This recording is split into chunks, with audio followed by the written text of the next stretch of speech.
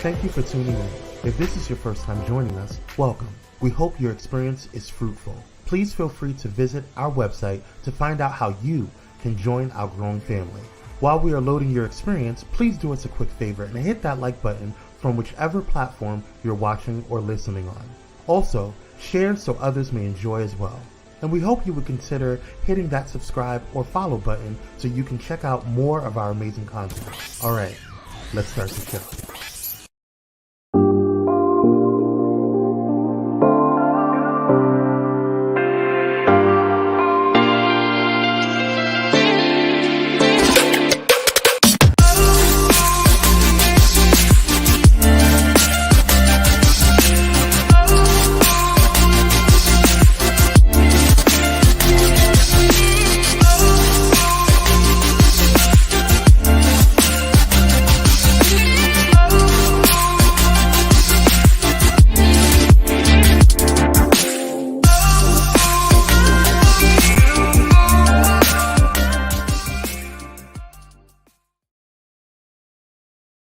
Well, hello, everyone. Happy Friday, Junior. Y'all know I love Friday, Junior. I'm going to get a t-shirt that says Friday, Junior on it because it's something about getting into the weekend that is just amazing for me. Time to rest, rejuvenate, get a little sleep, little extra sleep. So, hi, and I hope you're doing well. Before I get into what I want to get into, I just want to shout out a local vendor here in South Los Angeles. Actually, two. I'm going to shout two out. Knits by Nat. These glasses are so cute, and they don't have glass in them because if you're like me, you need bifocals because you can't see. So you go to your optician and they pop in your prescription and you good. So I haven't done that yet, and that's why they look this way. But they are so cute. I feel like I look studious and stylish at the same time. Studious and stylish at the same time. House of Mosaic Candles. I also want to shout them out. That sign up there that says Crenshaw and Slauson, baby, that comes from them. Amazing artist. Tony is the name of the owner. So just super, super happy. Also, hello. I see people have joined us on YouTube and Facebook. How are you? My name is Nicole Vick. I am a doctoral candidate, among other things. And I'm really happy to have you here on this beautiful Friday, Junior. As y'all know, every second Thursday, I go live. And sometimes I go live on other times of the month. You know, I just do what I want to do. I'm at the age, I'm about to be 45 next Friday, baby. I do what I want to do. But typically every second Thursday, I go live. And sometimes I bring people on that are doing amazing things. Sometimes it's just me and you. We just be talking. However, I'm going to be here to give you some great content, introduce you to some fabulous people. And today, I am so excited to bring someone here that's amazing. But now I got to give you a little backstory, right? I got to go back. Last week, I talked about my journey towards healing. Been going through some things. I ain't going to talk about it because it's really not important to what we're talking about tonight. But just know things happen. And you know that if you have lived any amount of time on planet Earth, you know what it feels like to go through some things, to be in transition, to deal with disappointment. Okay. I was losing sleep. And I love my sleep. Sleep has never been an issue for me, but I could not sleep. I said, oh, something is wrong. And we need to get this together. Lots of anxiety, lots of tears, to the point that my eyelash lady was like, baby, what done happened to your eyelashes? What's going on? And I was like crying. And so they all came out. And a lot of self-doubt. And that's been the hardest thing, to have a good sense of self for all this time. I told you I'm about to be 45. And then all of a sudden it's like, maybe I'm not as smart as I thought I was. Maybe I really don't know what the heck I'm doing. What is the point of all of this? And it really ate at me. And I can say with 100% certainty that I am not 100% over it yet. I'm still working. I started therapy, did quite a bit of reflecting, and sought ways to get myself back on track. Now, earlier today on Instagram and TikTok, I said there are no mistakes in life. Everything happens for a reason. People come into your life for a reason. And so I had the pleasure of meeting someone who you will get to meet in a second, that was brought into my life to guide me and to help me.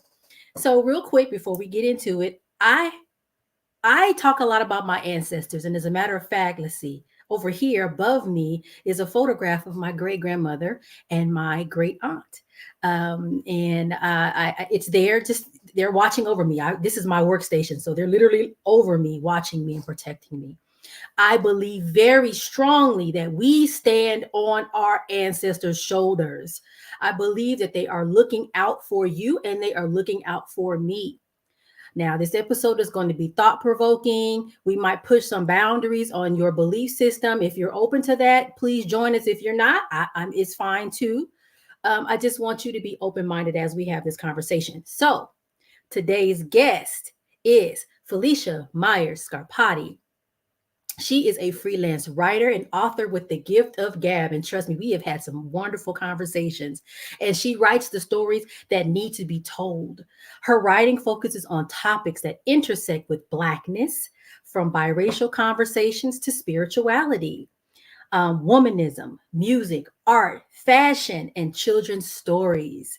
Her writing is a dedicated love letter to her life experiences and the fantasies of what she would like the world to look like. And I think that's something we share. Like, what could the world be, right, if it acted and moved in the way that it should for everyone? She is not locked into one genre or style of writing. Her motto is no, that box was not built for me. And I am down with that. So I want to bring on my guest. Please join me in welcoming Felicia Myers Scarpati.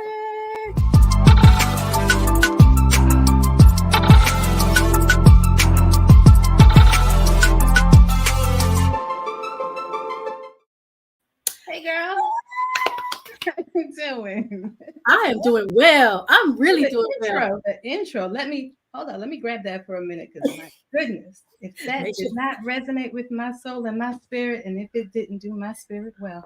See? Absolutely. And like you, your ancestors are hanging above you. Mine are all behind me. See? Just standing there. This is what we do. This is how I pray. This is how I start my day. This is how I end my day. And to be perfectly honest, if I didn't have this altar, my sanity wouldn't be where I needed it to be. And that's the honest to God truth.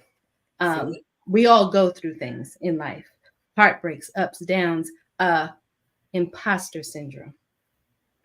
My goodness, I can't begin to tell you that battle of, do I really belong in this room? Am I where I'm supposed to be? And every time I get into that space or that place, I make sure to come back to this altar so that one of my ancestors say, child, please. Right. You are where you are supposed to be. If I can't get it from any place else, I know I can get it from there. Absolutely. Absolutely. I'm so glad to have you here. And it's so funny that you opened in that way, because I remember telling somebody recently, we were talking about something, and I said, and I did just like this. I said, my ancestors don't play about me. They don't. Okay. And I think the power in this is, and again, I know we're going to dig into this because I know, a lot of folks are Christians, and I totally respect it. No issues with that. But I feel like these people, at least the ones that I know of, the ancestors that I'm aware of, right? They were Christian.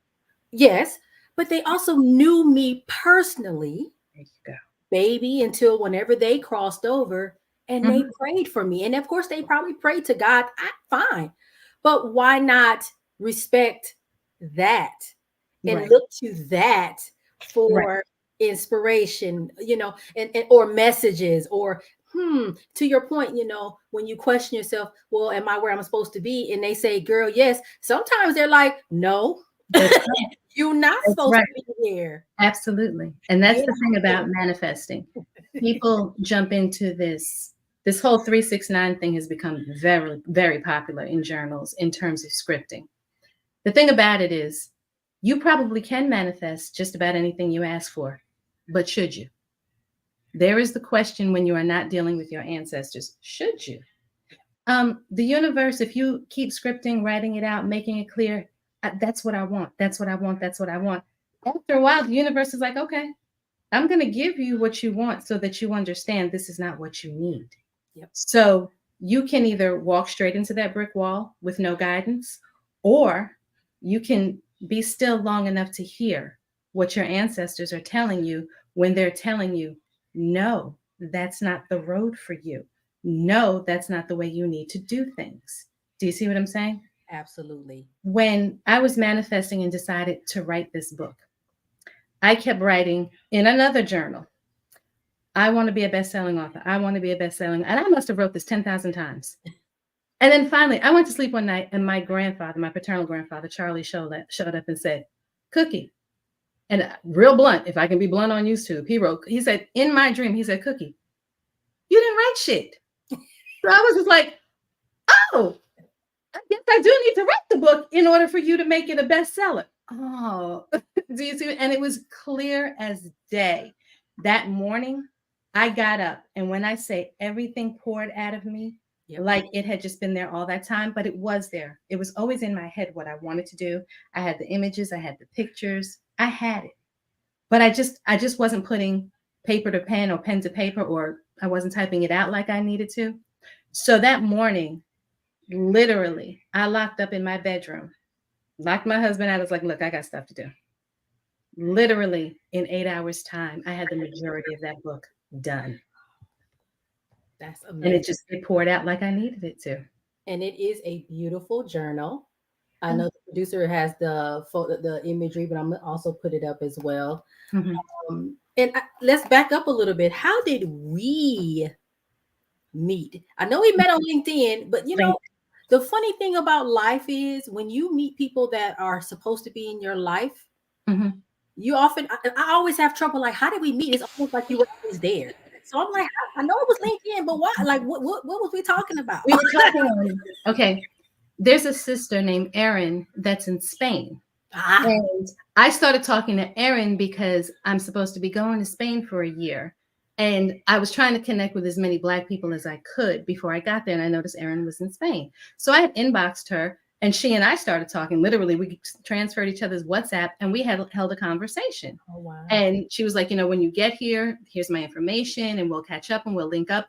And we've been talking basically on LinkedIn ever since. Well, you were on her page one day, and I can't remember what the conversation was, but I added you to my page because of whatever the conversation was, I liked your response. And I had made it clear. My LinkedIn page does not, I have a handful of people that I know personally. I've probably got 700 plus followers at this point in 2 months' time. I was very specific in who I wanted to link in with because, you know, my friends know who I am. Right. I needed to stretch out and stretch my boundaries and get into a space that made it clear, you know, I was trying to get into the same mindset with people in terms of the same direction I was trying to go in, whether they were people that already had their PhDs or EDDs. I knew what direction I wanted to go in, but I needed to have a new flair and a new flavor other than what I already had or the people that I already know, because they already know me and they're like, yeah, you're doing great. You're doing wonderful. But I needed a trail, and I needed a trail to follow that was different than the page that I was already on and the people that I already knew. So yeah, that's awesome. And the energy with us was almost instant. Like when we talked on the phone, I was like, why do I feel like I've known her my whole life? And to that point, so then I saw your number, or did I call you? Whatever happened, I saw Tennessee, and I was like, hold on now, hold on, wait a minute. My ancestors are from Tennessee. Right. I remember that. So crazy. Oh, we have a question. We have a question. It says, from what specific spiritual or religious tradition is your practice grounded or rooted? That's a good question. We were going to get to that. Go ahead. Let's do it now. And then we go to commercial because we done already done. Okay. Are we going to go to commercial first, or we're going to answer that? No, you go that for, and then we can go to commercial. Okay. Get ready, y'all. Okay. Santeria. Let me explain to you all what Santeria is. Santeria is the fusion of Catholicism and African spiritual traditions, Ifa. When we were brought here during the slave trade, obviously we could not practice our religion. So what we did, these very altars right here, things like this, Catholics were known for building altars to saints. So if you had an altar and it was built to St. Barbara, once they understood the stories of the Catholic saints, the Africans were like, that's Shango. That's a Legba. That's Oshun. The synchronicity between the Catholic saints and the African deities were so much of the same. We just basically, the fusion of the Catholic saint and the African Orisha became one. It was an easy synchronicity because, to be perfectly honest, and I suppose this is where I might piss a few people off, the Bible has been written in Africa since the dawn of time. The most plagiarized book on earth is the Bible. And we've been telling those very stories since the dawn of time. If you know the story of Noah's Ark, guess what, folks? It was written 2,000 years earlier in the Epic of Gilgamesh. Same story. But it was written in cuneiform and found in Mesopotamia. Somehow, some way, by the time it reached the Bible, it was Noah's Ark. Africa has been telling these stories since the dawn of time. But like anything else, when you start invading continents and invading other places, you start taking things as your own when you are the conqueror and changing stories. Surely you have to know when they burned the libraries down in Egypt, surely you had to know they took the books. They didn't just burn those books down, they stole them. So with my journey, I grew up Catholic. I was born and raised Catholic. And then when I was about 13, I got into a little tiff in class when we were talking about, it was around Easter time, and we were talking about the resurrection. I was like, so let me get this straight. Mary Magdalene was at the Last Supper, the crucifixion, the resurrection. She was at everything, and this wasn't his girlfriend.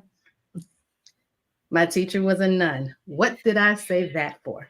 And her answer was, trouble like you would not believe. And her answer was, you're going to hell in a handbag. And I've always been a smart mouth, and I've always been quick with it. So my response to her was, you'll get there before I do, and save me a seat. And I hope it's a Gucci bag. Those were my exact words. Baby, you want to talk about somebody in the 8th grade that done caught the beat down of the century? But the thing is, I just met your snarky. That's all I did. You told me I was going to hell in a handbag, and I met your snarky. Right. And then I got a beating for that, literally.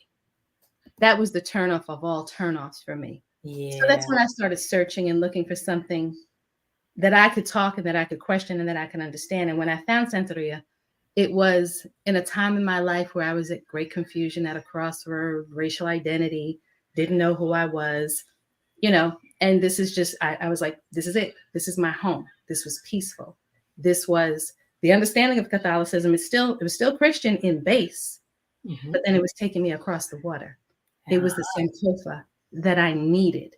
And for the record, I don't know if anybody's ever seen the movie Sankofa, but the star of Sankofa, Oyefumike Ogunlano, is one of my teachers, godmother's friends, family. So this is what it just became what it was. And real quick, we're about to go to commercial, but I don't know if you can see it. It'll be upside down on camera, but I have a tattoo and it is a Sankofa bird. I don't know how to get it. You can't see it, but it's right there. Maybe try. I can't. Look at what I got it like that. There you go. It's upside down. It's right there. Okay. All right. Let's go ahead to commercial, and then we'll be right back. Part 2 of the interview.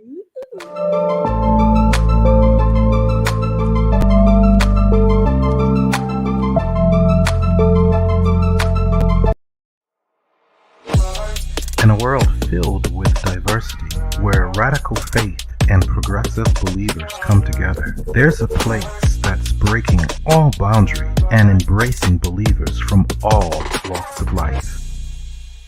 Bullet and Flight Radio, where believers unite, boundaries break, and love triumphs. Step away from the chaos and noise of your daily life. Experience moments for yourself that are calm, serene, and full of peace. A necessary respite to foster growth within you, because self-care should be luxurious. Luxor Noir.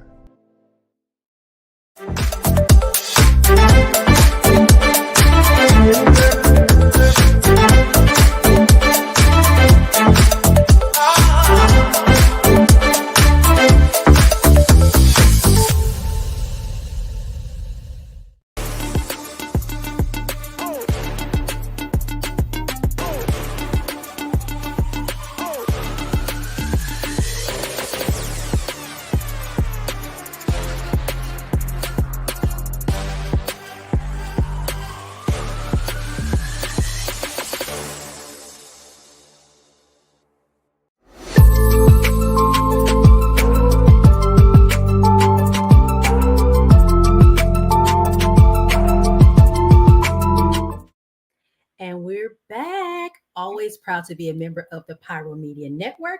And I want to let you know we have a brand new notification system. Stay connected. Get direct notifications when we go live or upload by texting the word Blaze to 833-793-2423. Look at that. I'm like, y'all just got this technology going on. I'm like, what? I'm finally at that age now where I'm like, I don't know how to do this. Can somebody help me? And the funny part is usually the kids know, right? The kids be like, always. Oh, what's that? And my kids are watching tonight. Stanley, Nicholas, Trey. Well, Trey is actually performing in New York. Now, this is the crazy thing. I'm on your live tonight, and my son is performing in New York City in front of industry executives for the first time at the exact same time. He's on stage right now. Now, that is what you call manifesting, because I have been praying for this for him for I don't know how long, bring his career where he wants it to be, bring my career where I want it to be. And when he was talking about, he's like, wait a minute, when is your podcast? And when I told him, he's like, Ma, I just got to notice that I have to be on stage and I'm performing before industry. I was like, do you? This will be repeated on YouTube. No worries. You're doing what you need to do to get where you need to go. And I'm doing the same. Exactly. Beautiful. It's funny how life aligns in that way. Absolutely. It aligns in the craziest ways sometimes. Yes, but always as it's supposed to. It's like, okay. And sometimes, and so here I go on my tangent, and sometimes you can't see it at the moment. Because you're hurt, you're scared, disillusioned, whatever it is, right? But and so here, okay, let me go down my road, because now I'm about to so you can be hurt, disillusioned. Oh my goodness, what's going on? But then you get these messages. Right. I had to be reminded of who I am. And I think I told you that, or at least I know I told my therapist. I said, I'm so upset. I said, but I had to remember some things. Nicole means victory over the people. Vick, victory. Absolutely. When I went to Ghana and I went to the naming ceremony, they named me Na Nortsu. And when I looked at what it meant, because they gave you a paper to tell you what it means, guess what it meant? Victory. It meant just as good as that. It meant all is well. I said, well, what's the problem? Why am I lamenting? Why? When all these messages. I get it. My Yoruba name is Eshukemi Akinyemi. Daughter of Eshu. Daughter of Eshu, always with the strength, always has strength. See? Daughter of Eshu always has strength. And I even find, because again, I know one of the, and this is actually a good segue to this question I'm going to ask you. I even find, and people may be like, well, Nicole, you're talking about manifesting E5 ancestors. Well, that's not Christian.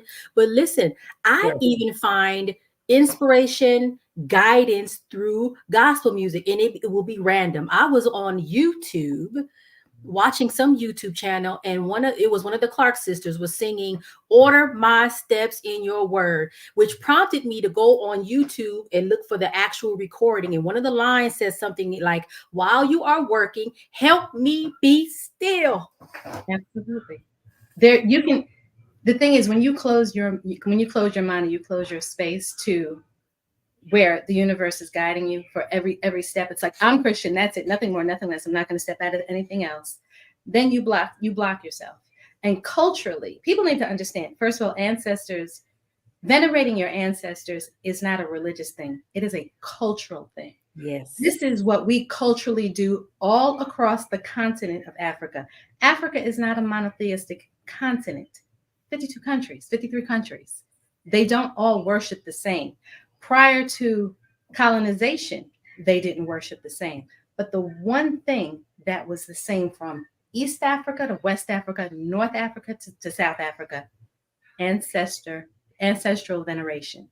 Please understand, we honor our ancestors all across the continent, but we're not the only ones. The oldest indigenous religions around the world honor their ancestors. Keep them close with them. Understand, I am who I am because I am Mariah Myers and Irene Scarpati's granddaughter. I belong to them, and I'm a part of that DNA. Do you see what I'm saying? Yep. So for you to think that they just pass, they die, and you're supposed to leave it at that, is ridiculous. So then you're going to the cemetery to be sad, to cry, to whatever, but you're still honoring them. You're going to the cemetery to do it. I choose to do it in my home. Right. And I choose to talk to them because I'm done grieving. Yeah. Don't get me wrong, I still miss them. There are days when I think about my father and I'm falling apart. But then that's the day when I'm thinking about him, and then Everlasting Love from Shaka Khan will come on out of nowhere. And I'm like, okay, Daddy, I know I'm going to be okay. Yep. I know I'm going to be okay. That reminds me of Tabitha Brown when she says she sees dimes. Yeah. Things that'll put you in that space. So that's what it's all about. But if you think this is not a Christian practice, you would be so wrong. Yeah. This is a cultural practice. Just think about your ethnicity. Stop worrying about everything else. Think about who you are culturally as an African. Yeah. There's a Bible on my ancestor altar. I promise there's a Bible right there because my ancestors whose names I know that I can call were Christian. Yeah. Period. End of story. So, but they also understood. Now, don't misunderstand me. The Black side of my family understood there was other forms of spirituality, but the Bible was what it was. But they didn't give up on all of their African culture and things of that nature. I tell people all the time, when we as Africans hear a drum talking to us, we automatically respond. It's like our body automatically just starts swaying because it's the rhythm of the drum, because it's a language. It's a conversation. And when you can understand that conversation is there for a reason, if you sit still long enough, you'll understand that drum is trying to carry you somewhere. It's how we ran from slavery. Yes, right. But the DNA, the mapping is still there. So I don't get into deep arguments and deep conversations with people when it comes to what Christianity is or what it isn't. Like Harriet said, I saved 1,000 slaves. I could have saved 1,000 more if they knew. Yeah. So it is what it is. And again, I didn't no disrespect to anybody, but I really resonate with what you're saying, even just with the drumming. When I went to Ghana, to Accra, and we did the naming ceremony, we walked up, they were playing drums. I said, I could easily be here in Los Angeles at Leimert Park, which is the center of Black culture here, and they have the drum circle. It was exactly the same. And another thing that you just said stuck with me too. I have colleagues that work in DEI work, and all the anti-racism stuff. And they talk about how a lot of what we do is epigenetic. Like it's just we can't separate it from ourselves. It's in us. So it's just so amazing to hear you speak on these things. You actually already answered the question. Like if someone was concerned about, is this outside of the realm of what I have been, raised to believe? But I want to try this journal. How can I make sure I'm not, how do I reconcile the two? You already kind of said it. So I don't know if you have anything else to say. Remove the word religion from the process. Remove the word religion. It is your culture. If you are a descendant of Africa, and no matter how you go about it, if you are a descendant of a slave, you are a descendant of West Africa. I don't care if it's Nigeria, I don't care if it's Ghana, the Congo, Bantu, pick one. Mali, pick one. Right. You are a descendant of West Africa.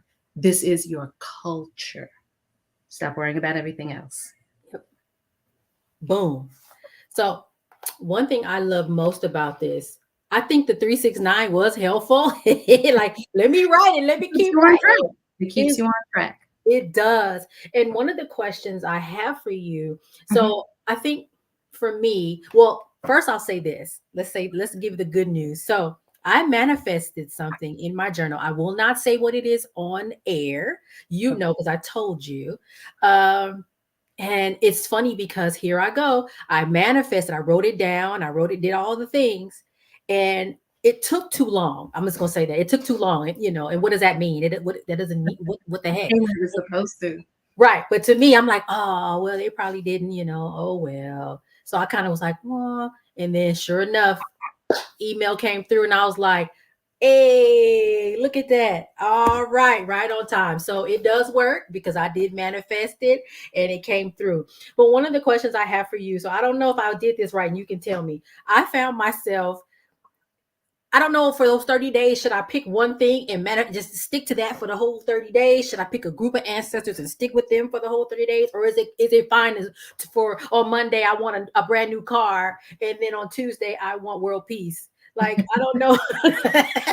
Okay. There's no set way. In some of the journals, they say pick one thing and stick to that and do that for 30 days straight and you'll manifest it. And then others will say kind of go with the flow. when I say write the 3 ancestors down per day, it can be the same 3 people that you're talking to every day, or it could be something different every day. When I wake up, some days I need to talk to my aunt every day. Other days I need to talk to my grandfather. Other days I need to talk to my grandmother. It just depends, you know, or, you know, if it's the same people or the same person you need to talk to every day, just keep writing that person's name. There's no set rule for this. There's no set guideline. Like I said, this is when I wrote in the back of the book, when I said this is not a magical book, it's not a magical book. It's just to keep you focused on what it is that you're thinking about. And instead of being all in your head and can't get where you need to go because it's all jumbled up in your head and you're stressing, you're aggravated, you're upset. This one done broke your heart. This one done hurt your feelings. You done lost your job. When you get into that space, that's when I start. That's when I'm like, okay, I'm having a day. This is what's happening. Okay, this is what I'm trying to manifest. I want this, this, and this. I need that, that, and that. And I need it, you know, in this time frame. So I just write. I tend to stick with one thing at a time. Okay. Because if I start jumping all over the place, I don't multitask well. So if I know I don't multitask well, I don't need to be trying to manifest 10 things at one time. I kind of need to get here. Let me focus on this. Oh, I got it. Okay, moving on. That's why I gave you the first 30 days. And then by the time you understood what you were doing, let's go into those next 30 days because you already have the instructions. Do with what you want to do at that point. Right. So awesome. And I love that you have that morning gratitude where it's a kind of a way to sort of ground yourself, right? 3 things you woke up. People are like, well, I don't know what I should be grateful for. You woke up. Let's start right there. I literally had someone tell me this. I don't really have anything to be grateful for. Did you wake up this morning? Well, yes, but I mean, then be grateful. Unless you don't want to be here. Right. Unless you don't want to be here. And don't keep saying that too often because the universe will accommodate that too. Right. Or did you get in the car and you turned it on and it turned on? I mean, it could be. Did you have something to eat this morning? Did you have something in the refrigerator? Something, anything? Right. I don't know. Something had to make you smile. And if it didn't, that is where that's where you have to dig deeper. You have to go deeper inside. If you're waking up every day and you can't find something to be happy about, then there's nothing my book is going to be able to do for you at this point. You really do need to get some therapy and a different level of spiritual guidance because you're so broken on the inside. Yeah. If you can say you can't find something to be grateful for, that's pretty tough. Yeah. And that's fair. I think that's an accurate assessment anyway. Like, you know, that calls for a little bit more guidance. Then you have your 3 daily affirmations. I love that. And then the 3 ancestors. And then you go into the manifesting. I think it's amazing. We done ran through our time, ma'am. So, well, let's ask you this, and then I'll put the book back up. What's next for you? This is a 3-part series. This journal is the first in 3. So the second journal will do a little bit more following up in building the ancestor altar placement. I'll go into a little bit more detail on Ifa, what it is and what it isn't. Some people may be interested, some people may not be, and that's okay. That's okay. But these books are all, it's a building process. We start here. And my goal is to decolonize that mind, break those chains. And if you can't take the Sankofa journey physically, if you really don't have the money to get to Africa, then we can do this mentally and spiritually right here and find your way home when you can. And I think my biggest thing is African Americans, when we get 2 cents or we get $2, the first thing we want to do is run to Europe. Why? Can we get to the continent and figure out who we are? Because they've already told you everything about Europe in those history books. I can assure you the Vatican looks just like the pictures. Trust me, it does. Trust me. If your first trip, when you have a couple of dollars, is Europe, you need to understand how colonized your mind is because you've already got it made up in your mind that Africa couldn't possibly be as beautiful as Europe. And it is, if not more so. Amazing. So I've not been to Ghana yet, but I've been to Osogbo. I've been to Nigeria. There are other places equally as beautiful. And you have to understand, you need to start at home. Yes. And then figure out everything else. You know, you want to go to France to eat, you want to go to Italy to shop. I get all that. But we as a people, we need to start dealing with us in here. And I know we have to wrap it up, but the one thing I need people to understand, and this is the thing about ancestral veneration. Ancestral veneration is believed to ensure that harmony and balance is maintained in the community. I'm going to say this one more time. Ancestral veneration is believed to ensure that harmony and balance is maintained in the community. Wow. Our communities are off all around this country. Our children are out of control. And we need to find a way to get them back in line. And if it's not back in the church or the traditional way that you grew up in the church, you're going to have to find some spirituality. And if you can't get it through the ancestors, we're in some trouble. Yeah. We're in some real trouble right now. Absolutely. There was a question. Let's see. What was the question? What's the difference between asking the ancestors for what you want versus asking God for what you want? There's no difference. And I guess I can answer that pretty easily for you too, because I knew that question was coming. That's what I was going to say. I'm like the same thing, right? Yeah. Yeah. The ancestors let me see. First of all, I need to put my glasses on because okay. You look at the ancestors as intermediaries between the living and God. It plays a crucial role in maintaining the community and well-being. Is there anything that you can't ask God? Of course not. Of course not. And just so you know, in African spirituality, there is one God. There are not multiple gods. God is known in Yoruba as Olodumare, God, the omnipotent one and only. When you're dealing with your ancestors, it's just more of a personal understanding, a personal feeling. I guess that's the best way for me to put it. It's a personal feeling. You know, if your grandmother was alive and you're going to your grandma and you've got that broken heart, you know, grandma got that hug, Medea got that hug, mama got that hug. That's going to tell you, baby, it's going to be okay. It's going to be okay.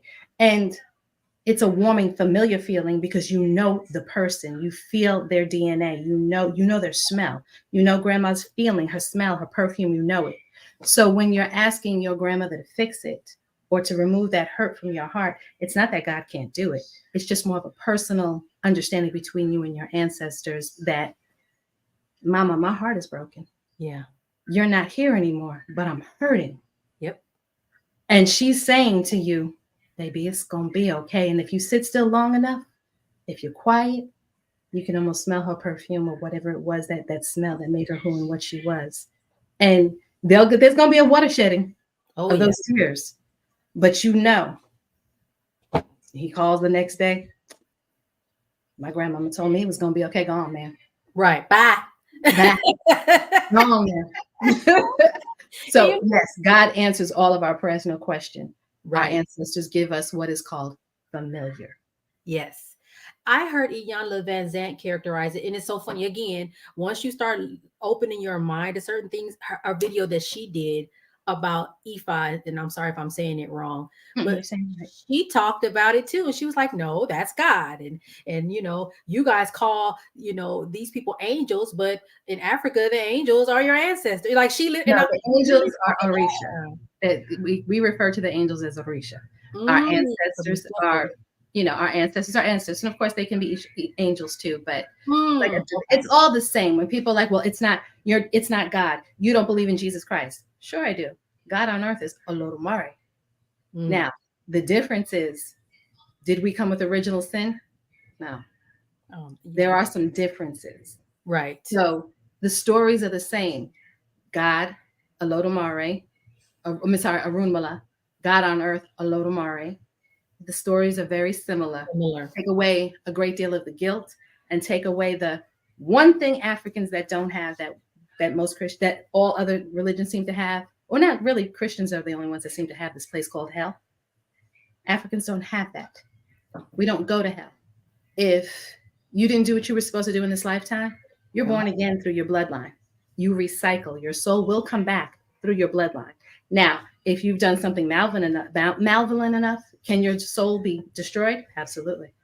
Absolutely. Yeah. But this lingering in hell, this 7 burning layers of fire and some more stuff, because you did something, but maybe break a commandment that's not unforgivable. Right. We don't go to this place called hell Your soul is recycled. It comes back again. It is born again through your bloodline. You don't just show up again someplace else. You don't come back as a butterfly. You're born again through your bloodline because you didn't do what you were supposed to do here. You didn't finish your time here. Maybe you died too soon. We believe in reincarnation, but the reincarnation is through your bloodline. And you know what's so funny for me? I honestly believe hell is here. Heaven and hell can be here. There are people living today that are living their own personal hell. So I don't know. I just kind of feel like, yeah, I don't know. But that's where I am. Yeah, and it was a guilt trip that was handed down to us during slavery. I tell people all the time, when you really want to have this conversation, 1 Peter chapter 2, verse 18. We'll talk about that on another day. But keep reading that one. I want you to read it and read it and read it until you can't read it anymore. We might have to bring you back because this is a lot. It's a lot. It is a lot. It is a lot. But I want to thank you for being here with me tonight. You guys, please pick up a copy of this journal. So we're going to close out. Miss Felicia, we done talked all the way through this. So I want you all to please pick up a copy of the journal. It is on Amazon. Is there anywhere else they can pick it up from? Right now it's on Amazon. Okay, so it's on Amazon. It's beautiful. You will be inspired. And so we're going to wrap on up. Please visit my website, www.nicoledvick.com. I have all sorts of things on there. I am a speaker. I have written 2 books myself. I have all sorts of things going on. You can find all of that on my website. I have 2 books, Pushing Through, Finding the Light in Every Lesson, and Push Through, 52 Weeks of Light in Tough Times, which is also a journal. And, follow me on social media. I'm on the TikToks, the LinkedIn, the Instagram, the Facebook.